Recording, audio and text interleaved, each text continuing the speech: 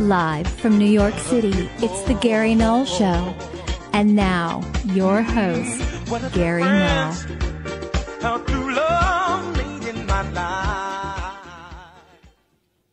Hi, everyone. I'm Gary Null. We're going to talk about how an orange a day can keep macular degeneration away. We have a lot on health and healing, always from peer-reviewed journals, quality institutions, information you can trust. Then a few audio clips, and I'm going to ask for your feedback. One is about how ghettos were formed.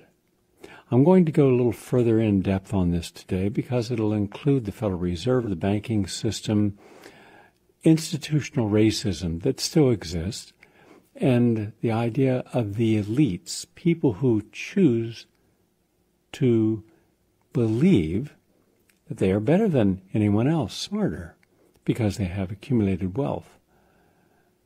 And then I'm going to juxtapose that and how people dealt with that, specifically people of color, Native Americans, Latinos, Chinese Americans, Japanese Americans, African Americans, and all the others. How did you deal with these issues? And then I'm going to show you how millennials deal with them. And what does that portend? And then a commentary from Chris Hedges, America the Failed State. And I'm going to do a commentary specifically for Tucker Carlson. Sometimes I believe Tucker says some things that we need to hear. He's not afraid of controversy. He brings on people who are diametrically opposite to him. That's rare, and I commend that. And but I believe that he is mistaken on some issues. So if the people in this audience can take this audio clip today and share it of my commentary with Tucker, hopefully, if it gets to him and he listens to it, he will readjust his opinion. Let's begin. We have a lot of macular degeneration. It's a major cause of blindness. And a new study out of Westmead Institute for Medical Research shows that people who regularly eat oranges are less likely to develop macular degeneration than people who do not. And that's important.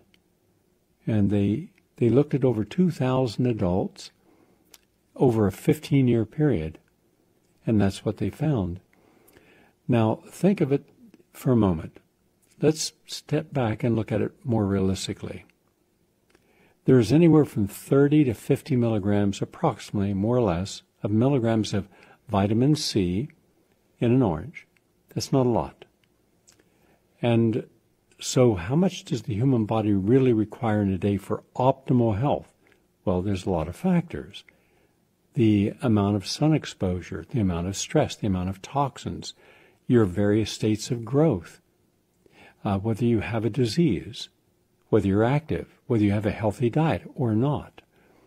All of these will contribute to the body's fluctuations in the amount of vitamin C that it requires on a daily basis. But for most people, you could do well by taking in about 5,000 milligrams.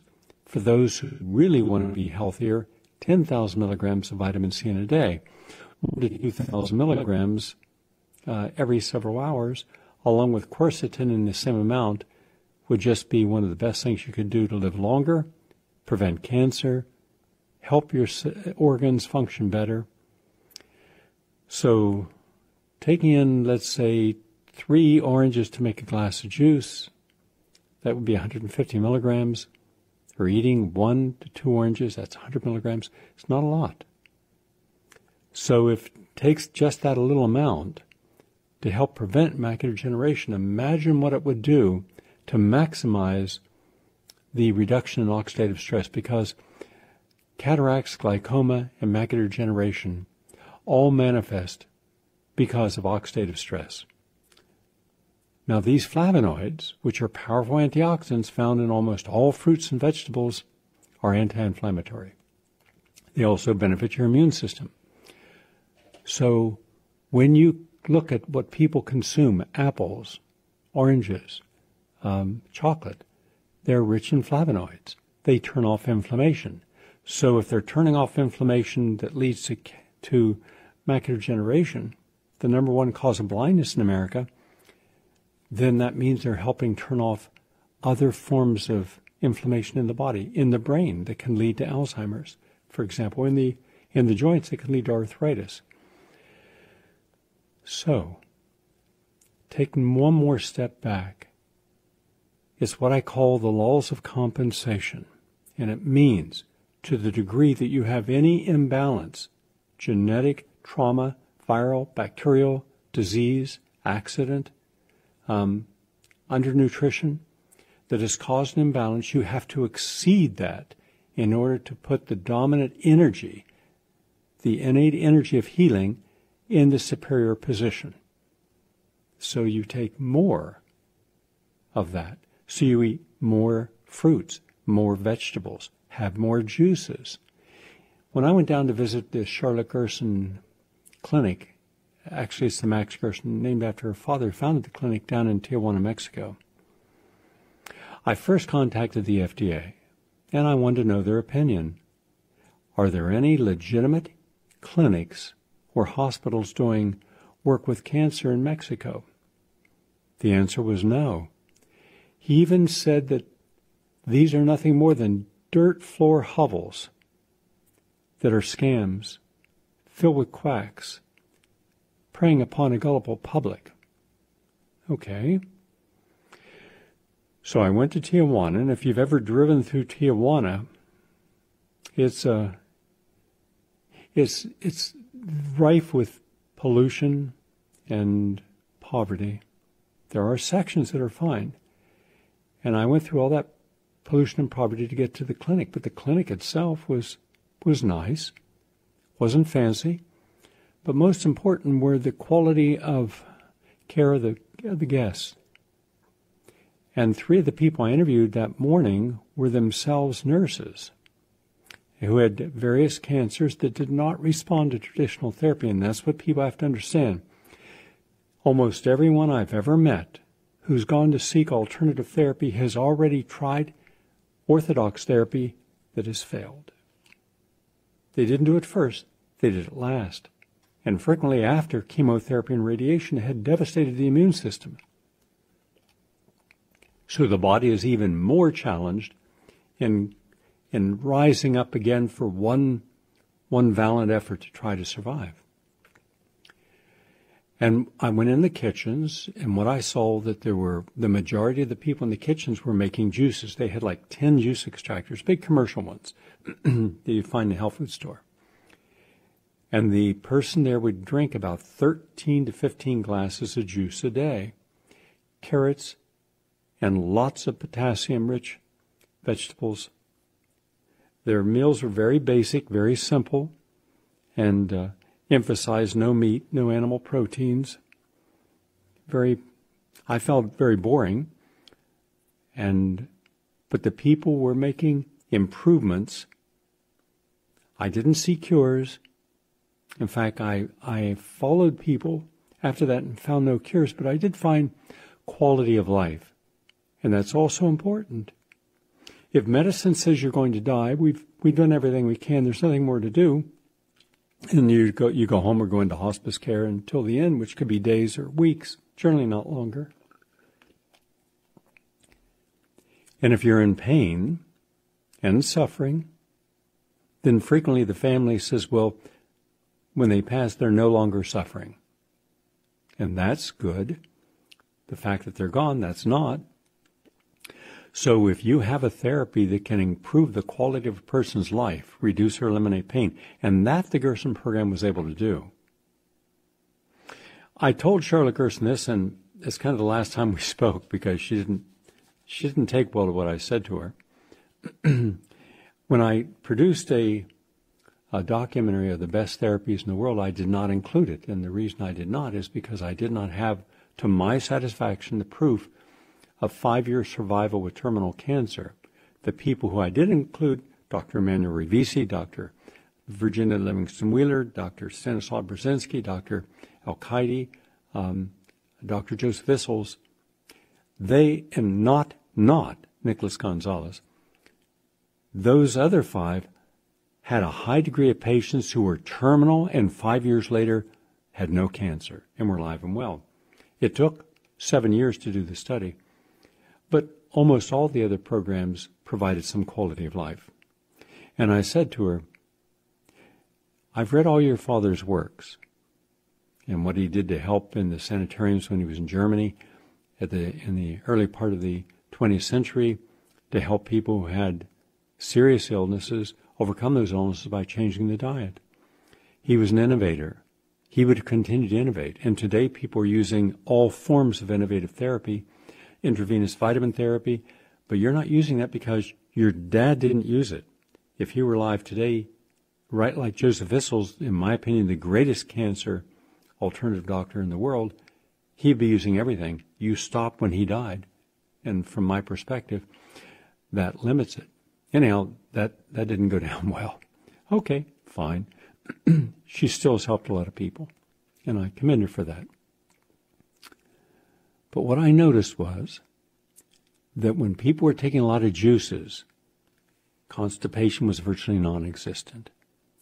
Energy was very high. Antioxidants in those were helping to suppress oxygen, free species oxygen molecule, meaning an unpaired electron, meaning the reason that you get pain, the reason that you have muscle fatigue, the reason that you have disease processes is because you have free radicals from whatever source. It could be from alcohol, air pollution, stress, and a chemical pesticide in your body. But that is causing free radicals. You can only get rid of those free radicals by antioxidants. The antioxidants you have to bring into your body.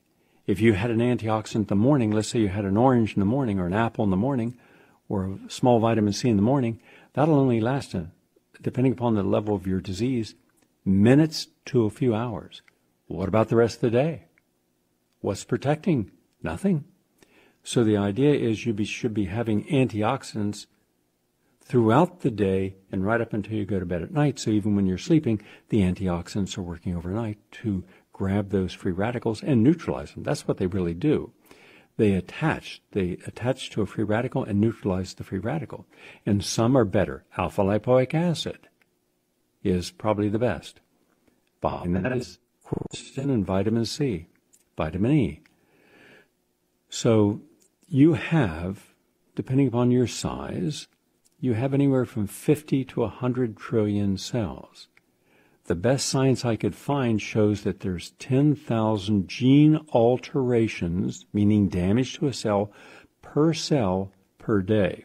The math then would be, let's take the low figure, 50 trillion cells being damaged 10,000 times every 24 hours. Free radicals are the primary cause. Now we have cytokines and tumor necrosis factor alphas and interferons. We have all these, and interleukins. We have all these other elements that will, and prostaglandins that can attack the cell. But free radicals are by and large the greatest percentage.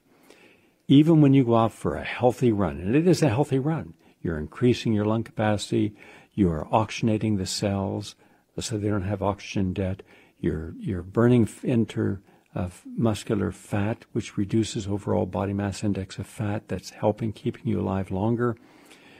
You are increasing microcirculation to your brain and your extremities like your feet and legs and hand. That's helping with diabetic neuropathy and circulation. You're increasing endorphins that are the feel-good hormones, so you're giving yourself that runner's high. All that's good. But there's a downside.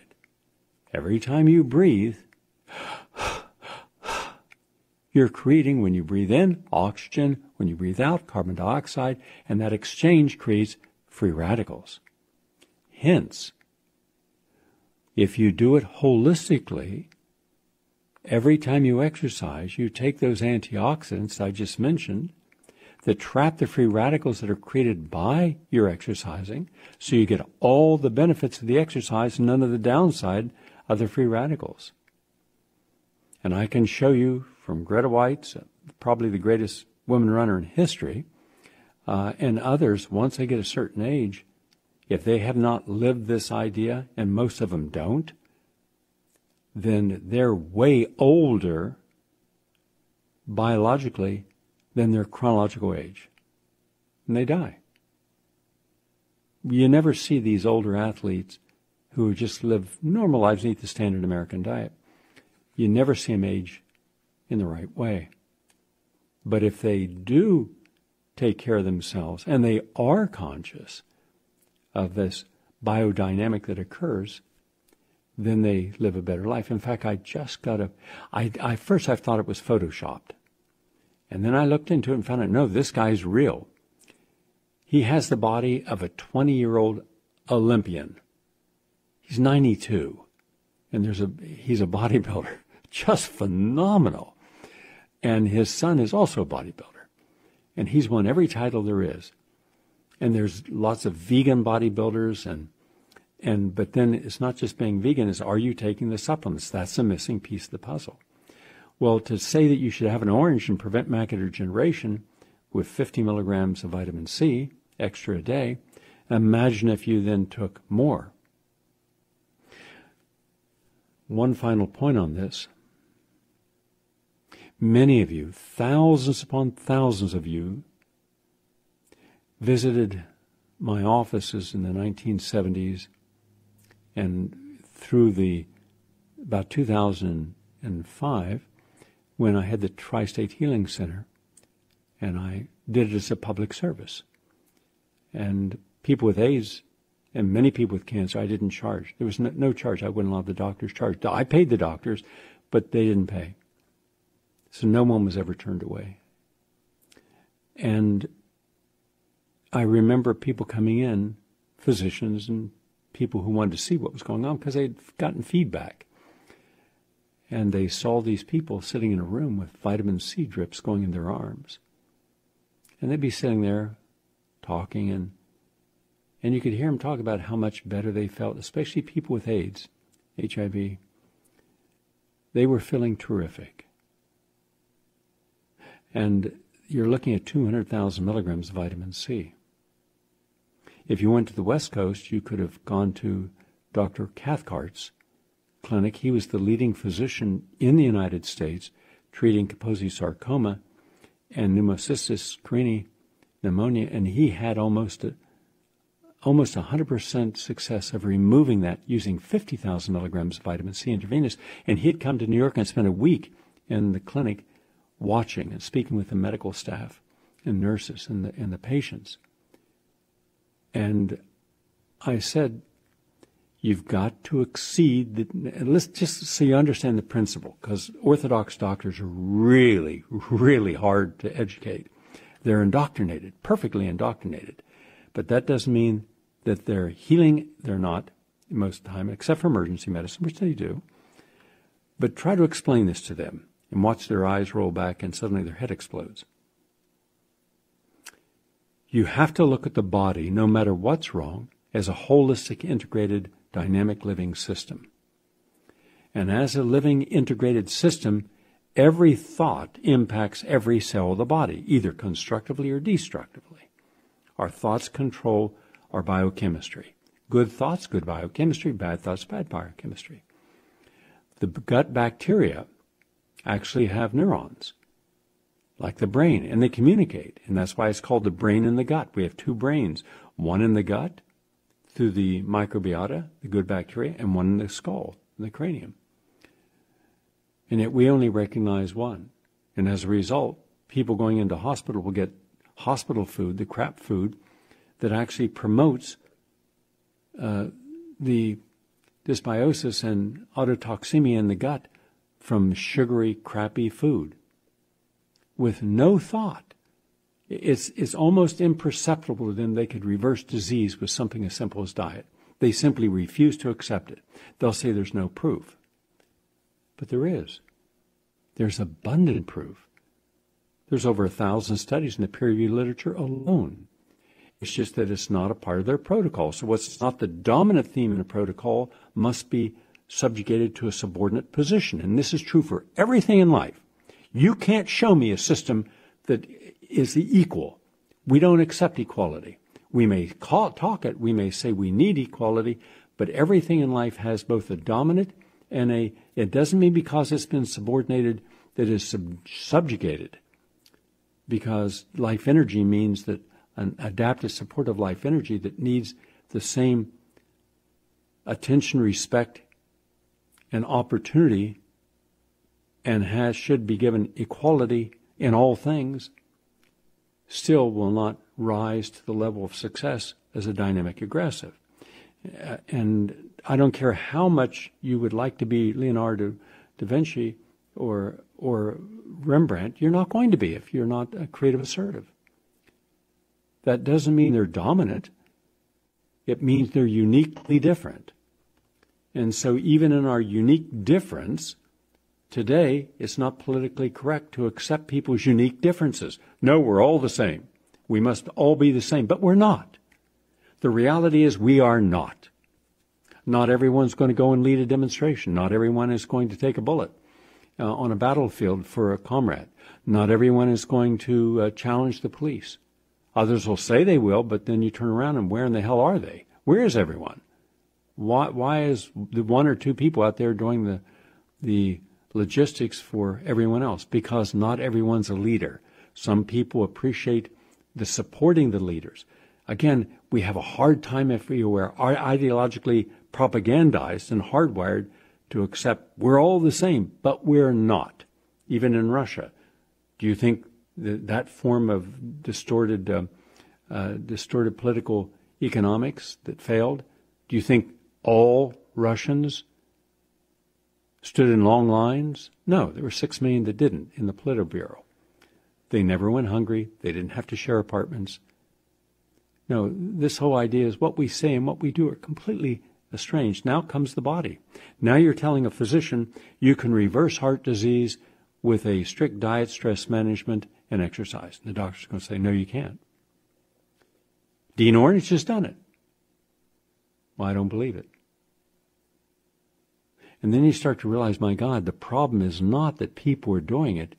It's how propagandized people are to refuse to accept that which is the paradigm of the other.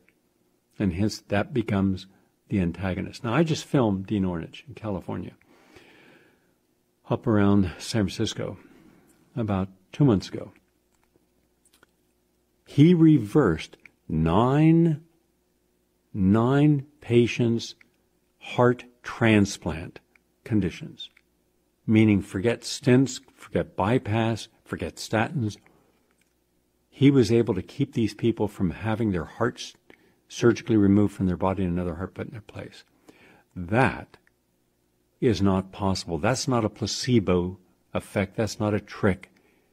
So if this man who has done so much to save so many lives was able to do it, he had to overcompensate. He had to give the people more of what heals, so the healing energy becomes the dominant energy versus allowing the disease to maintain the dominant position. When you talk with someone who's sick, see how much of the conversation revolves around the dominant paradigm of them dying, them being sick, and where they are the victims. To help a patient, you're going to have to reverse that chatter in their brain. Do not allow a dominant negative to become the outcome of your life. So I took a different approach just to show you why. If one orange a day over 15 years with 2,000 people could reverse macular degeneration, imagine then not just an orange, but if you took a lot more, what would be equivalent to 100 oranges a day?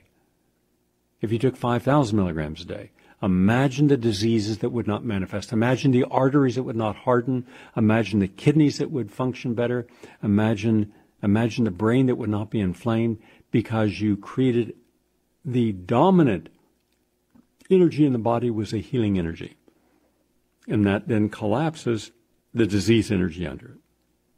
And hence you can then see disease reverse in relatively short order.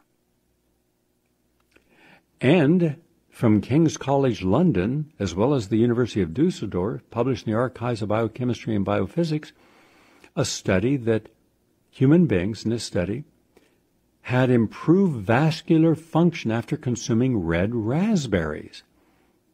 That's simple. And this was a randomized controlled trial. And it provides new insights on the promising outcomes of short-term improvements in blood vessel function when you consume a pint of raspberries. So what would I do? I wouldn't give someone who had vascular dysfunction a pint of raspberries. I would have them juice the raspberries so they were consuming the equivalent of 10 pints a day to get not 400 milligrams of total polyphenols, which is a small amount. I'd be giving them several thousand because they'd be drinking it, making it, therefore, the micronutrient content would be maximal. Again, the compensation. And because I've had a lot of experience at this, seeing a lot of people's health turn to the better, you're giving them the raspberries, which is rich in ellagic acid found in the plasma and urine, and that helps. So add raspberries along with oranges as to what can help you. And finally, a study on living in greener neighborhoods is associated with slower cognitive decline, and this is from Barcelona Institute for Global Health. So simply contact with green space, parks, is known to have beneficial effects on mental health. And a new study by the Barcelona Institute for Global Health found that the more you are in a green environment, the more positive role in helping prevent cognitive decline. And that was published in Environmental Health Perspectives. So get to the parks, to the beach, to the mountains. Not the desert. It doesn't show that impact, but around all the other green it does. We are halfway through our program, 27 minutes in. We're going to take a break, and we're going to come directly from the break to listening to a racist history of banking, and then I will tie that in with the challenges of those children, the young people, what it meant for a person of color at different times in American history, where they couldn't afford to go to certain places. They couldn't afford many times to go into the suburbs because they couldn't get a loan to buy a house. Sometimes they couldn't afford to go to university. Think of how they dealt with that. We're talking about tens of millions of people dealing with what would be considered everyday racism, institutional racism, that was not being challenged. And then I'll share some thoughts on that.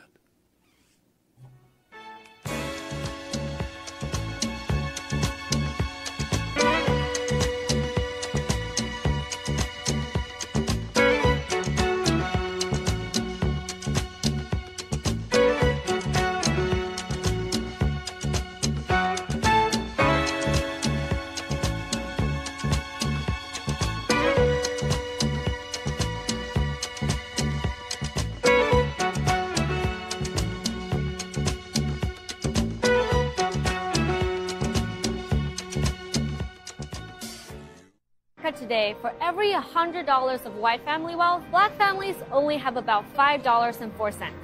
In fact, the percentage of the total wealth owned by black Americans hasn't really grown appreciably since the Civil War. This level of inequality isn't about failing to pull yourself up by your bootstraps. It's a direct result of centuries of racist banking policies and practices that systematically kept Black Americans from prospering.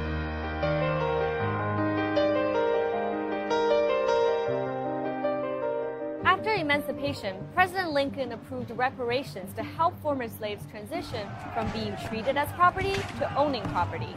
Each family was supposed to receive 40 acres and a mule. But after Lincoln's assassination, that order was reversed by President Andrew Johnson. What the free slaves did get was a bank, the Freedmen's Savings Bank. Over the next decade, former slaves deposited their hard-earned wages, more than $75 million, into this bank. But it turned out to be a one-way relationship.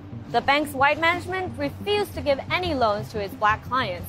Instead, they lost nearly half the money on bad investments before the bank closed in 1874. The federal government failed to hold anyone accountable for this loss. Soon after that, Jim Crow laws were enacted across the South, and owning land became even less attainable for Black Americans. In the 1930s, President Franklin Roosevelt's New Deal helped create a new middle class, but it also further cemented the racial wealth gap. With the help of the federal infrastructure, tens of thousands of banks and credit unions were created at this time to issue mortgages that, in effect, all went to white families. During this time, neighborhoods were explicitly zoned to reinforce segregation, and those in Black neighborhoods were denied mortgages. These policies essentially helped create two separate credit markets, one of the affluent white suburbs and the other of the Black ghettos. This is law professor Mirza Baradaran. She wrote about this history in her book, The Color of Money. The segregation of our banks and our neighborhoods and our mortgage credit, it was a partnership of banks, homeowners who didn't want to live in Black areas. It was realtors who wouldn't sell to Blacks. It was the market deciding that a white neighborhood was worth more than a Black neighborhood. It was the regulators not stepping in. It was the legislature not stepping in. It's not just a Klan that did this. It was a whole American society. Civil rights leaders recognized the fundamental economic injustice and proposed bold solutions, including integration, reparations, and land grants. But once again, at this fork in the road of American history, the nation took the wrong path. Instead of going forward with any of these radical solutions, President Nixon proposed Black capitalism, a series of policies that encouraged Black entrepreneurship and asked corporations to voluntarily support Black-owned banks. This policy paid lip service to closing the racial wealth gap, but in reality did nothing to fix the underlying problem. Variations of the toothless Black capitalism policy have been carried on by every administration since Nixon. That we never fixed our legacy of Jim Crow, white supremacy, credit discrimination, all of these systemic problems, and to put the little Band-Aid on it and say, okay, well, we'll celebrate entrepreneurs, Black entrepreneurs. That's not the answer. While U.S. law banned explicit racial discriminatory banking in the late 1960s, racism in the industry is still alive and well. In the early 2000s, federally regulated banks and other financial institutions profited from selling many subprime loans, which charged higher interest to compensate for higher risk of default. Many were designed to make repayments difficult or impossible.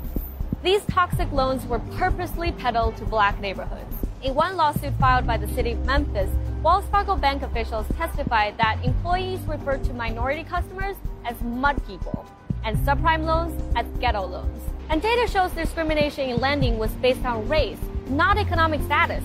By 2006, higher-income Black Americans, including many who could qualify for regular loans, were 4 times as likely to have subprime loans as higher-income white Americans.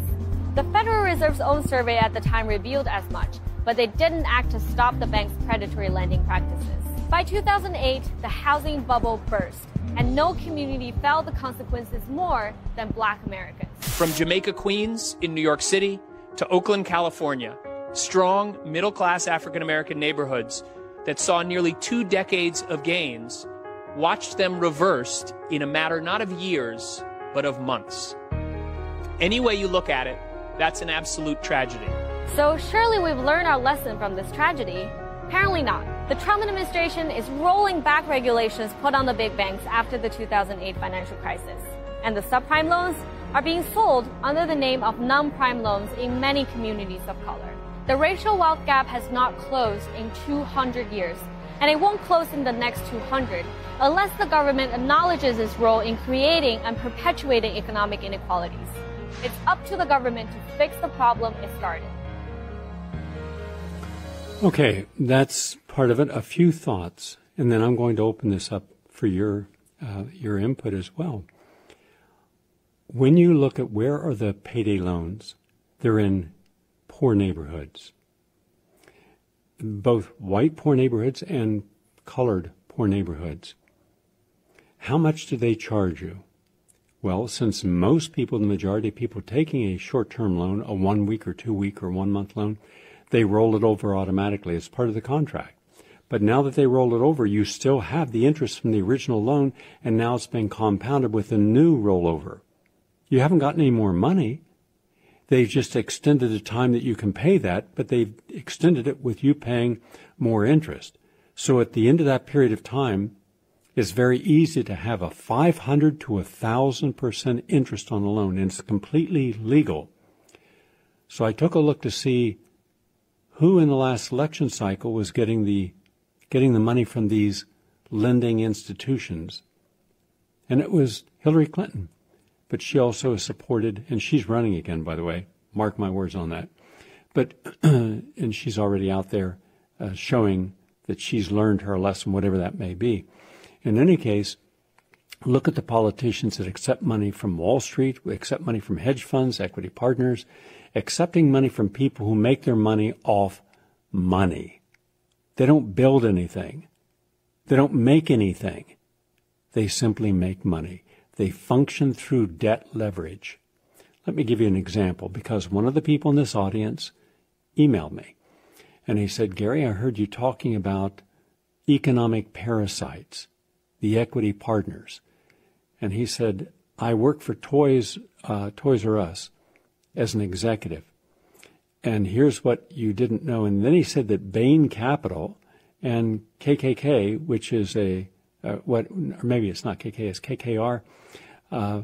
These are the two of the most powerful equity partners, and that they took over Toys R Us, which was a well-run company, and then they loaded it up with debt, billions.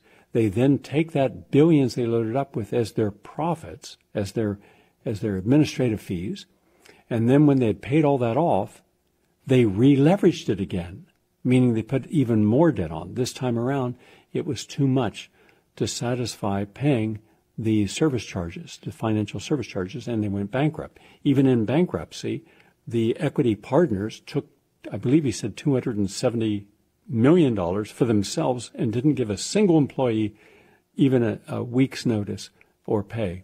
So all the employees got nothing. The company had actually been well run until equity partners bought it. And if you want to know why there's so many ghettos, including Camden, New Jersey, which at one time had almost complete full employment. In fact, people from Philadelphia would go across the river to Camden because the shipyards were there. RCA Victor was there. Campbell Soup was there. All these major American corporations were in a relatively small community, so everybody worked. And if you went through the neighborhoods, they were working class, middle class working people neighborhoods. They had very low crime, no unemployment, and they had no debt. All those companies moved out of there, and a lot of them went overseas or other places, but they didn't help train, nor did they relocate any of the people who were the people who would work there, live there. And then it became a ghetto. Now, that is true everywhere in America where there was a major company. Tens of thousands of companies no longer cared about their communities. They lost that concept of community, that we are a community. We're different. We each of our families are different, but we go to the same schools. We share the same playgrounds.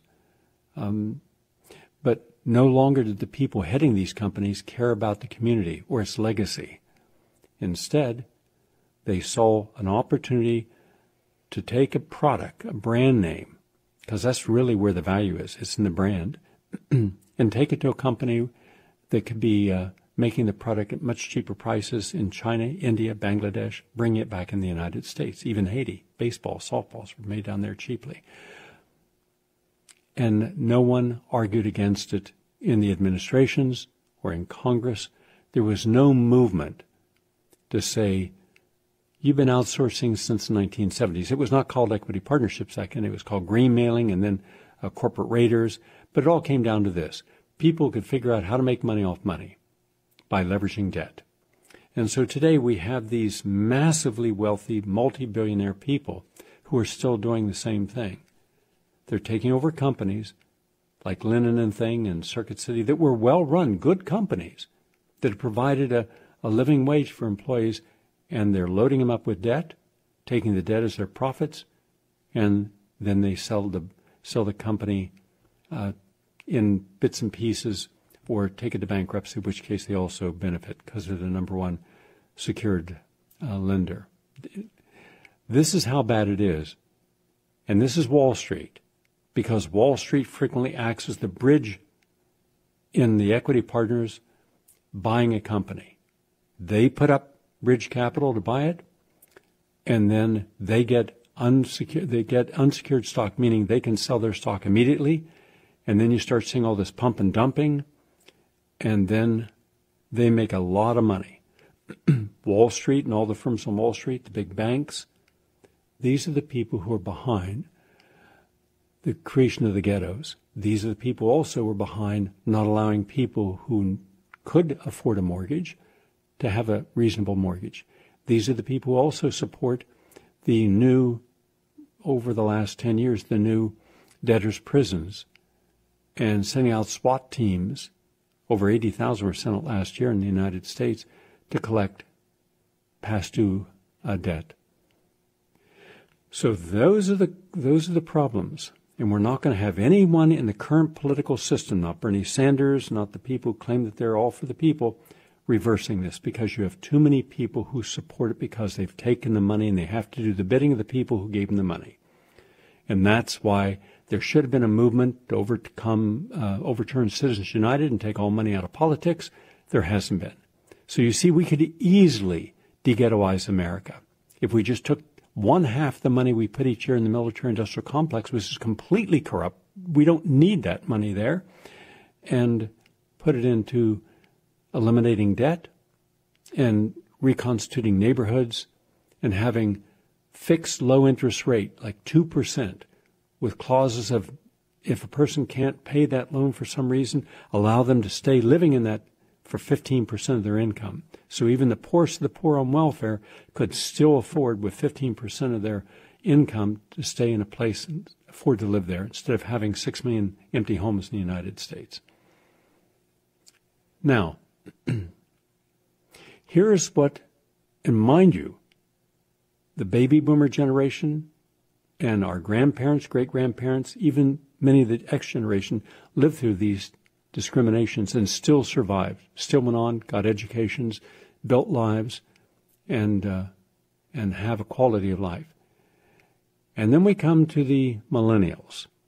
How would they fare in dealing with this kind of discrimination, this kind of poverty, this kind of very subjective and pernicious discrimination? Listen to this.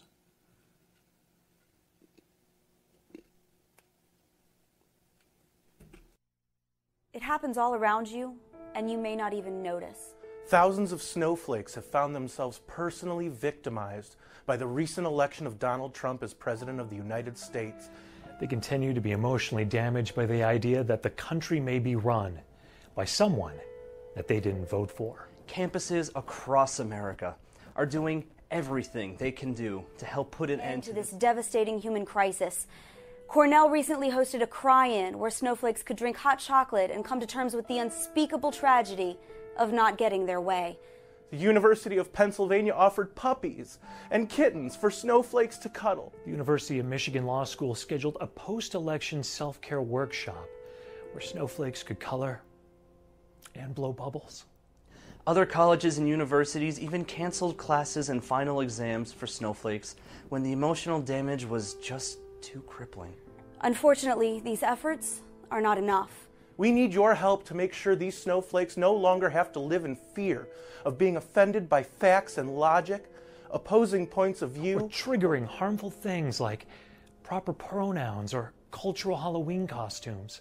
Snowflakes should not have to walk around their college campus and risk hearing something they disagree with. Or seeing something that doesn't fit within their personal worldview.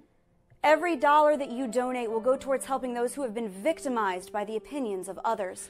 Proceeds will be used to purchase teddy bears, Coloring books, and Play-Doh for campus safe spaces. Cardboard for homemade protest signs, and counselors for snowflakes who have been victimized by hearing things that they don't like. Snowflakes who've been especially damaged by harmful, often conservative rhetoric will be provided with ponies and safety pins. All thanks to the generosity of viewers like you. Please, for the price of a pumpkin spice latte a week, you can help save a snowflake from being triggered on a college campus near you. Go to www.savethesnowflakes.org to find out how you can help save a snowflake today. because your feelings matter, but their feelings matter more. Matter more. Matter more. Matter more. Well, just remember that there was a time when we didn't have a lot of snowflakes. We actually had people who were able to go out and challenge inequality, challenge prejudice in a way that put it in proper perspective. And we have those individuals by the millions over the last 250 years to thank for our freedoms today. And if something doesn't sit right with you, well, look to see why. And something didn't fit with me when I was called and says, watch Tucker Carlson, see what you think. So I did. And the impression I was given by the commentary that he was on was that one of the reasons that we should have very strict border control is because of all the gangs coming in from El Salvador, like MS-13, and Mexico and other places, and the amount of crimes that they're committing, and how many of these people are then sent back, especially if they're in a sanctuary city, and that we need to follow the law. Yes, we should follow laws, providing the laws represent true justice. So I have a few issues to share with Tucker, and I believe that he is open-minded enough that if he finds that he has not been completely accurate on something, he will correct himself. First of all, on gangs. The most rapid growing violent gangs in the United States are white. Michigan University survey, 40% of young Americans who identify as gang members are Caucasian from the United States.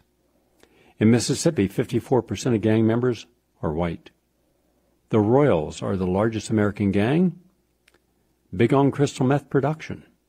MS-13 originating in California among El Salvadorians and now transnational is the most violent street gang with about 8,000 to 10,000 members in 46 states.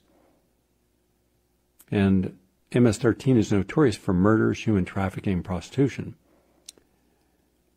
Let me explain and share the accurate list of the most violent gangs.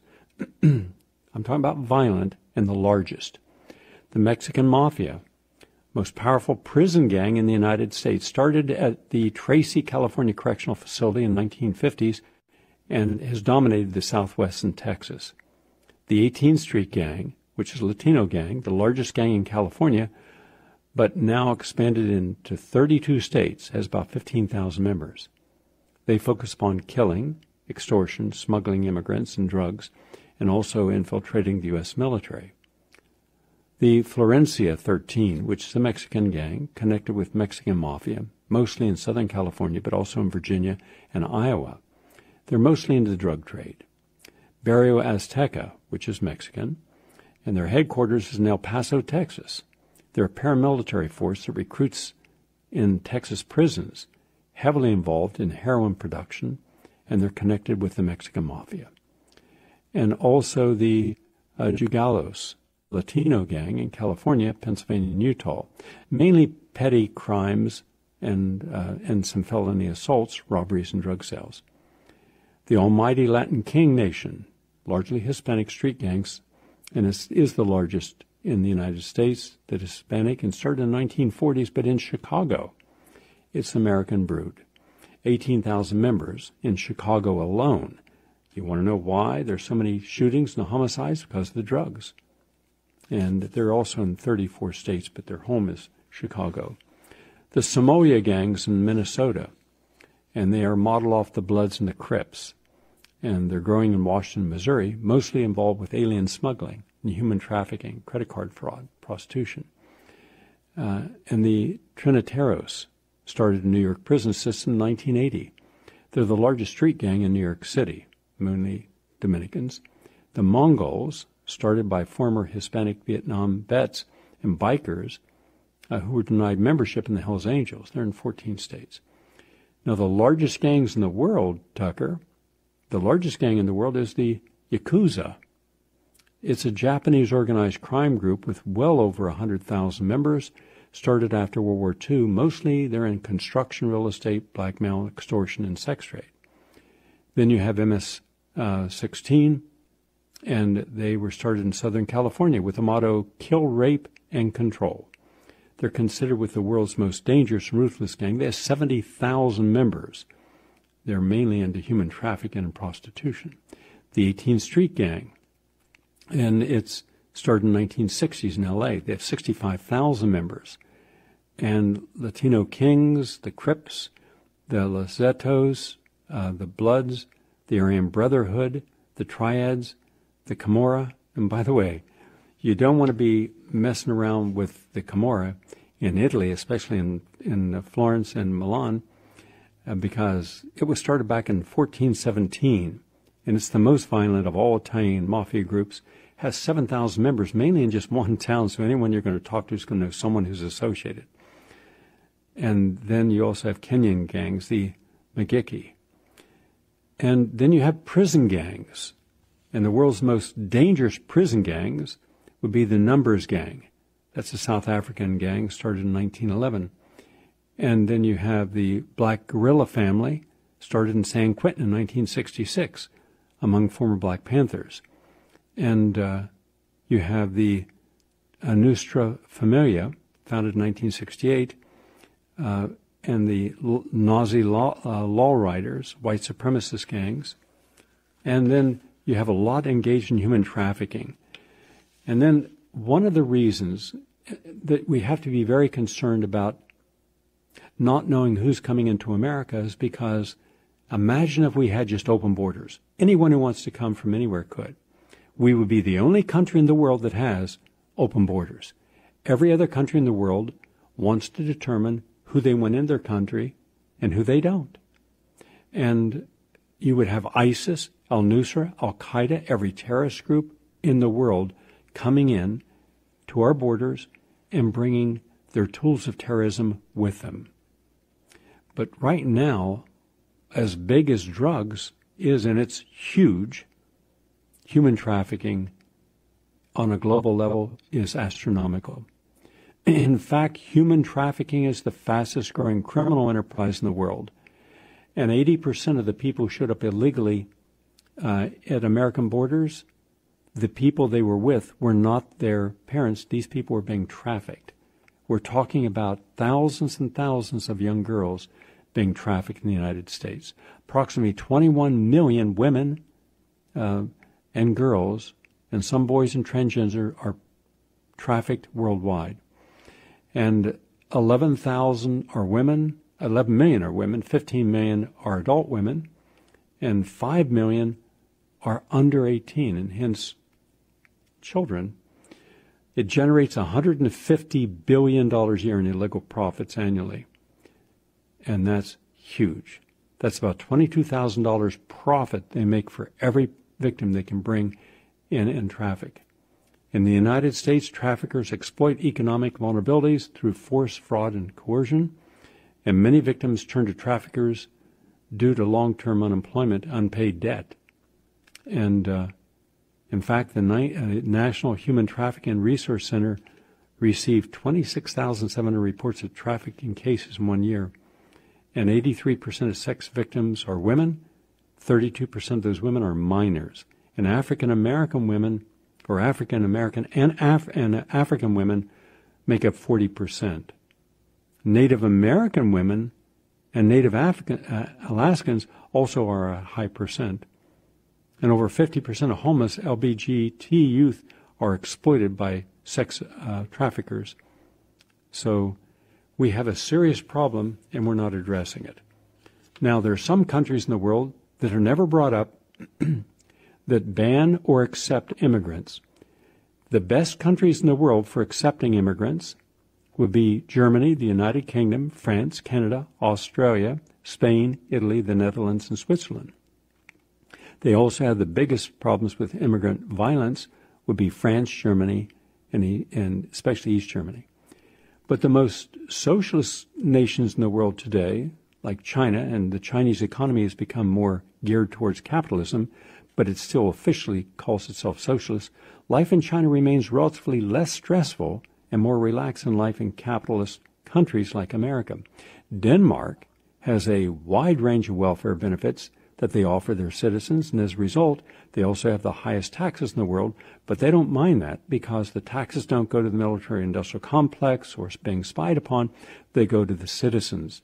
They get free education, free health care, and equality is considered the single most important value in Denmark.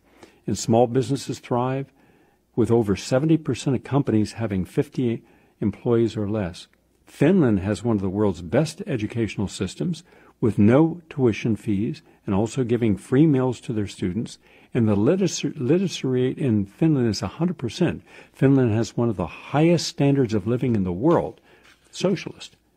Like Denmark and other European countries, equality is considered one of the most important values in society. The Netherlands government controls over the economy remains at a minimum, but it's a socialist system, and the lifestyle in the Netherlands is very egalitarian and organized, where even bosses do not discipline or treat their subordinates rudely. And we also have Sweden. Now, Sweden has a large welfare system, but due to high national debt required much government intervention in the economy. Probably the number one would be Norway. Norway, the government controls certain key aspects of the national economy, and they also have one of the best welfare systems in the world, with Norway having one of the highest standards of living on the planet. Norway is not a member of the European Union.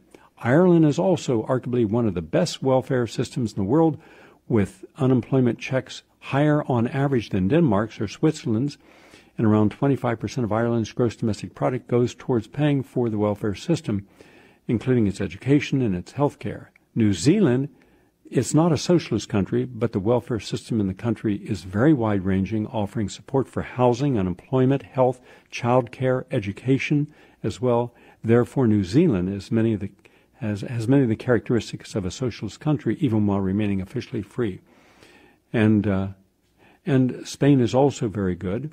And then you have the countries that refuse Muslims altogether.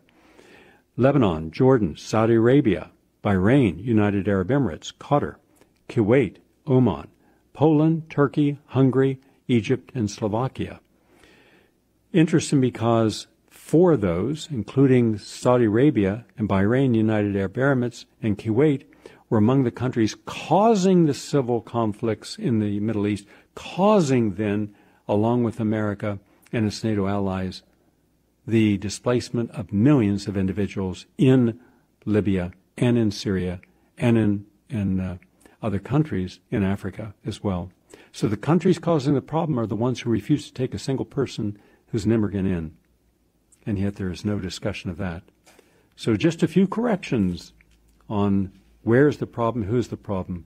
Yeah, we need to know who's coming, but we can know who's coming and create a path to citizenship, helping people to have affordable housing, which we could be building, and having those people develop the skills necessary so they can assimilate into the United States in a way that complements communities and therefore, hopefully, in time, lessens the type of prejudice and bias that is permeating our society today. I'm Gary Null. Thank you all for listening. Have a nice day.